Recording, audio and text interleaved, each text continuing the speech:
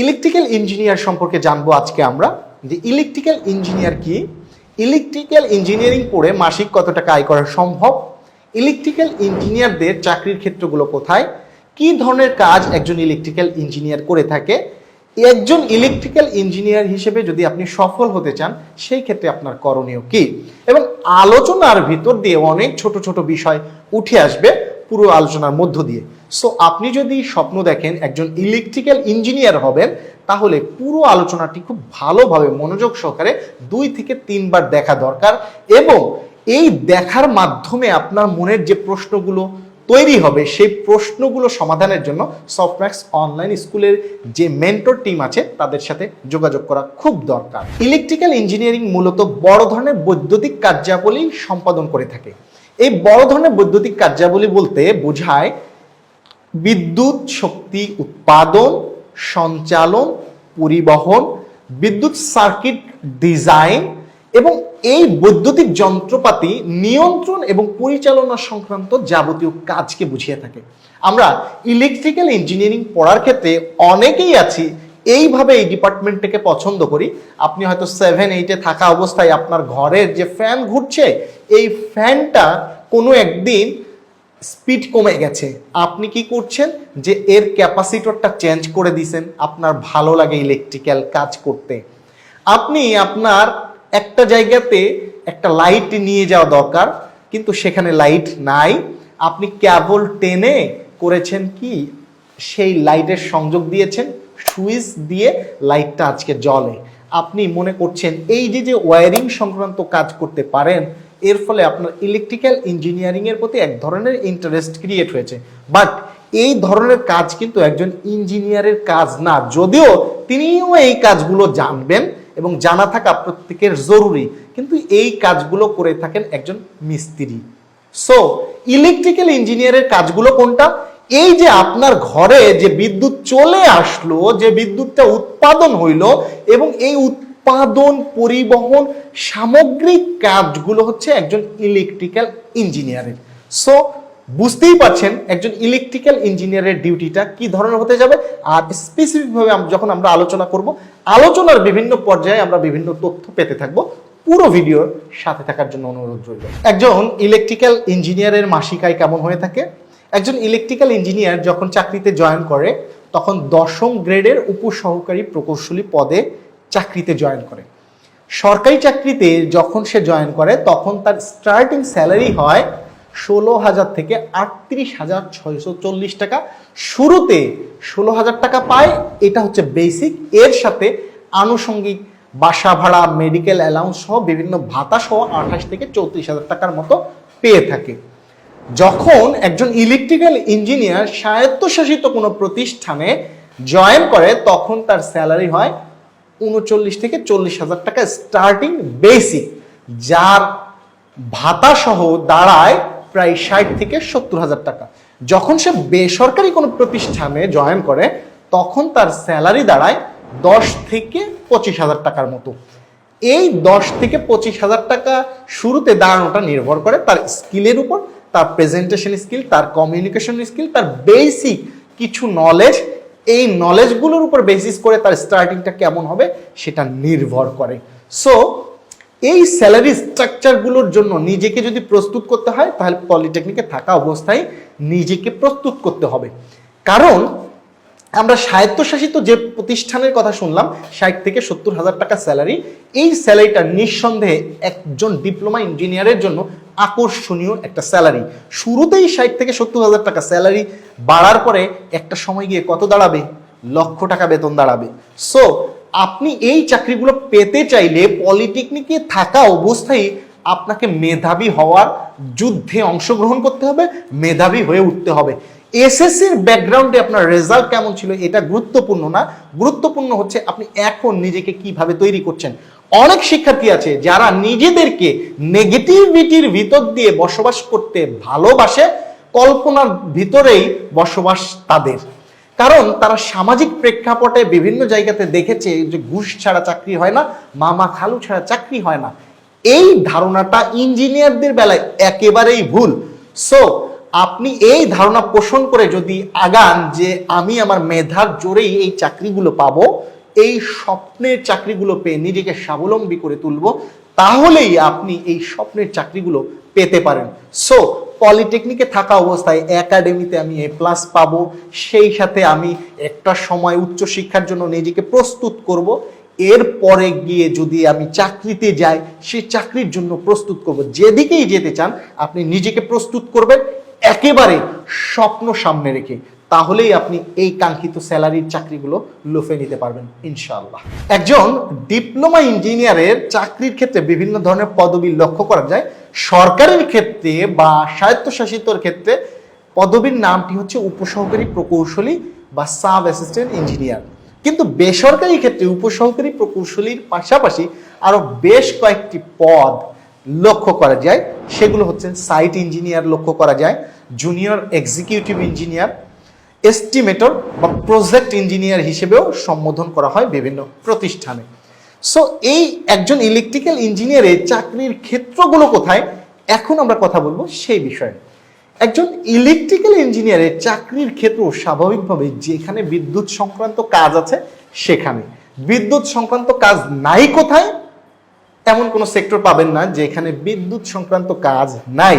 তবে স্বাভাবিকভাবে ইলেকট্রিক্যাল ইঞ্জিনিয়ারদের স্বপ্নের চাকরির জায়গা বা প্রতিষ্ঠান হচ্ছে যেই জায়গাগুলোতে বিদ্যুৎ তৈরি হয়, বিদ্যুৎ ডিস্ট্রিবিউট হয়, এই প্রতিষ্ঠানগুলো, অর্থাৎ বিদ্যুৎ উৎপাদন জাতীয় যে সকল প্রতিষ্ঠান আছে, PGCB, EGCB, DESCO, BREB, PDB, এইরকম অনেকগুলো প্রতিষ্ঠান আছে। এই সকল প্রতিষ্ঠানগুলোতে ইলেকট্রিক্যাল ইঞ্জিনিয়ারদের চাকরি রয়েছে।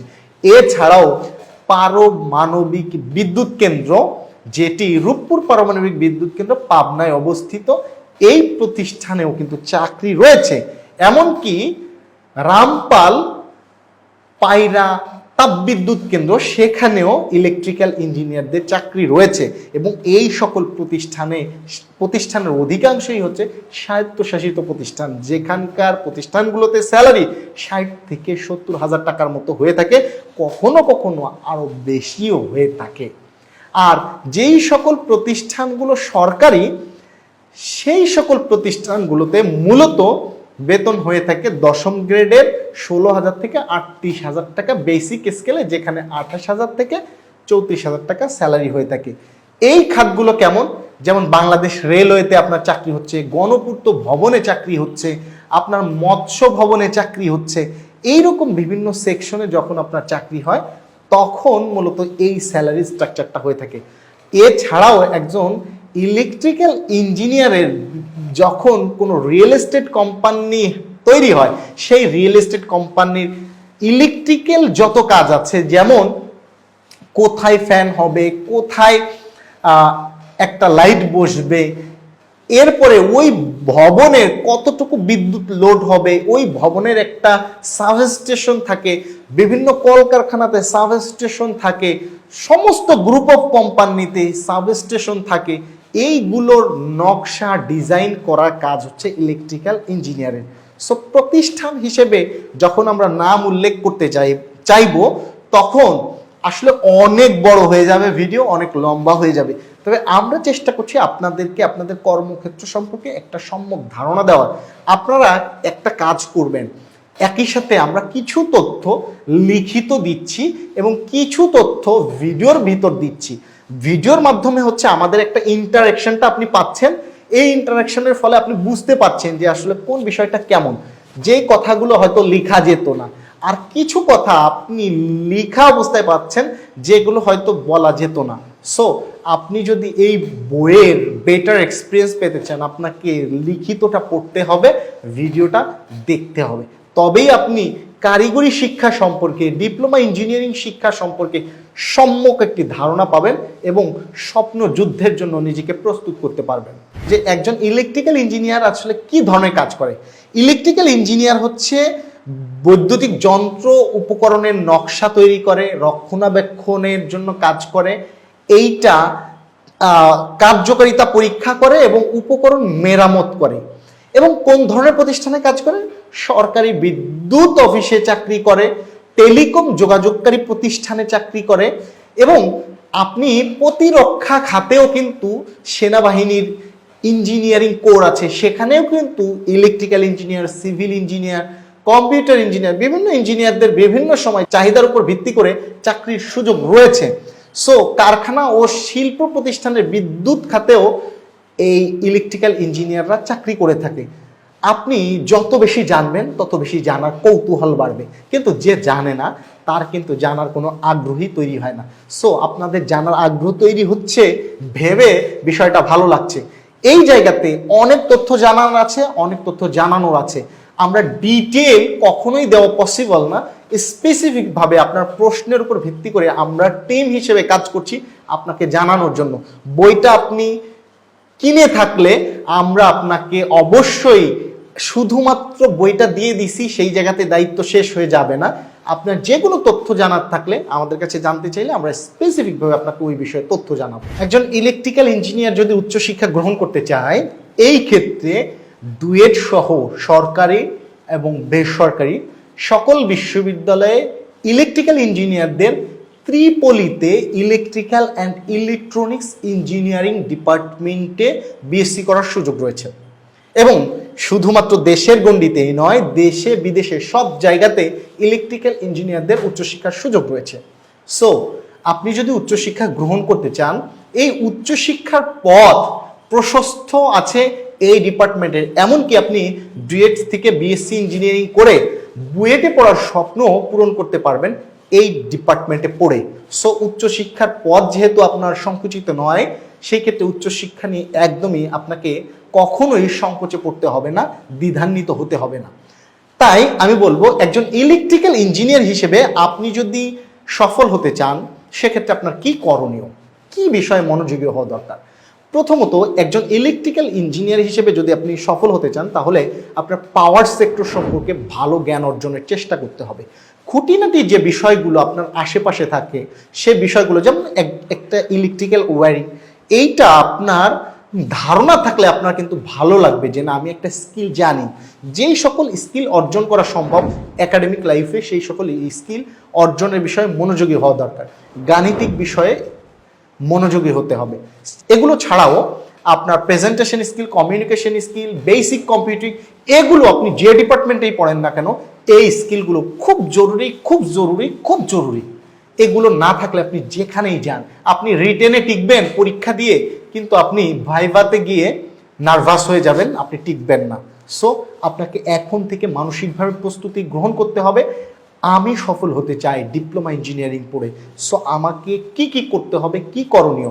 আর এই ইলেকট্রিক্যাল ইঞ্জিনিয়ারিং পড়ে অনেকেই কিন্তু কনসালটেন্সি ফার্ম দিচ্ছে, অনেকেই কিন্তু বেসরকারি প্রতিষ্ঠানে চাকরি করে বিভিন্ন কোম্পানিও গড়ছে, বিভিন্ন ধরনের ইনস্ট্রুমেশন তৈরি করছে, বিভিন্ন ধরনের যন্ত্রপাতি তৈরি করছে। সো আপনাদের এই ডিপার্টমেন্টে পড়ার জন্য যতটুকু ধারণা দেওয়া প্রয়োজন মনে করছি ততটুকু দিয়েছি, কারণ আপনারা কোমল, আপনারা সদ্য নবীন, আপনাদেরকে বেশি ডিপলি তথ্য দিতে গেলে এটা আপনাদের জন্য ক্ষতিকর হতে পারে। সো সেই জায়গা থেকে আমরা চেষ্টা করছি আপনাদের বোঝার জন্য যতটুকু দরকার ততটুকু দেওয়ার। আপনারা জেনে বুঝে এই চাকরিগুলো, এই ডিপার্টমেন্টগুলো সম্পর্কে যদি সিদ্ধান্ত নেন, তাহলে ডিপার্টমেন্ট সিলেক্ট করা সঠিক হবে এবং সেই ডিপার্টমেন্টে পড়ে ভালো করা সম্ভব হবে। আপনার এটা ভাবার কোনো সুযোগ নাই। ধরেন আপনি সিভিল ইঞ্জিনিয়ারিংয়ে চান্স পেয়ে গেছেন, ধরেন আপনি ইলেকট্রিক্যাল ইঞ্জিনিয়ারিংয়ে চান্স পেয়ে গেছেন, ধরেন আপনি কম্পিউটার ইঞ্জিনিয়ারিংয়ে চান্স পেয়ে গেছেন, ধরেন আপনি মেকানিক্যাল ইঞ্জিনিয়ারিংয়ে চান্স পেয়ে যাবেন, আপনি সফল হয়ে যাবেন, এটা ভাবার কোনো সুযোগ নাই। কারণ দেখেন, প্রত্যেক বছর 4 থেকে 5 হাজার সরকারি এবং স্বায়ত্তশাসিত চাকরির সুযোগ আছে, কিন্তু এই সুযোগগুলো লুফে নেওয়ার জন্য আপনার ব্যাচেরই 30 থেকে 35 হাজার শিক্ষার্থী বের হবে পাশ করে। এরা আপনার কম্পিটিটর। আপনার কম্পিটিটর আপনার বন্ধু না, আপনার কম্পিটিটর এমন একজন মানুষ যাকে আপনি কখনোই দেখেননি, যাকে আপনি চিনেন না, অন্য কোনো এক জায়গাতে আছে। সো নিজেকে প্রস্তুত করতে হবে নিজের পারিবারিক অবস্থা বিবেচনায়, নিজের স্বপ্নকে সামনে রেখে। আমি এই জায়গার জন্য নিজেকে প্রস্তুত করছি, মনে মনে ধারণ করতে হবে, সেইভাবে পড়তে হবে। আমার বন্ধু পড়লো কি পড়লো না, আই ডোন্ট কেয়ার। আমার বন্ধু ক্লাস টেস্ট দিল কি দিল না, আই ডোন্ট কেয়ার। আমার বন্ধু কলেজে আসলো কি আসলো না, আই ডোন্ট কেয়ার। কারণ যাকে আপনি বন্ধু বলছেন সে কিন্তু এই পলিটেকনিকে ভর্তি হওয়ার আগেই আপনার বন্ধু ছিল না, 99% ক্ষেত্রে এই কথাটি সত্য। সো আবেগীয় শব্দ এই বন্ধু থেকে বিরত থাকেন, শুধুমাত্র নিজের স্বপ্ন পূরণের লক্ষ্যে যে আপনার বন্ধু হবে, যার স্বপ্ন আপনার স্বপ্নের সাথে মিলে যাবে, তাকেই বন্ধু বানান, তাকে নিয়ে এগিয়ে যান। তাহলেই ইনশাআল্লাহ আপনি পলিটেকনিকে যে ডিপার্টমেন্টেই পড়েন না কেন, যে ডিপার্টমেন্টই চুজ করেন না কেন, সফল হওয়ার সম্ভাবনা অনেক বেশি থাকবে ইনশাআল্লাহ। শুভকামনা রইল। আর পুরো বইয়ের ভিডিওগুলো দেখার জন্য অনুরোধ করল, এবং এই বইটি কম করে 2 থেকে 3 বার পড়তে পারলে আপনার জীবনের পুরো ডিপ্লোমা লাইফটা অনেক বেশি আরামদায়ক হবে, অনেক বেশি হতাশামুক্ত হবে ইনশাআল্লাহ।